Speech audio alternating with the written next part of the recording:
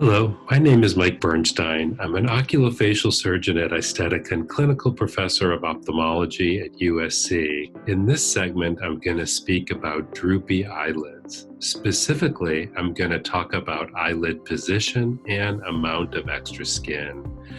When an eyelid is droopy or there's ptosis, typically ptosis surgery is performed to lift the eyelid up.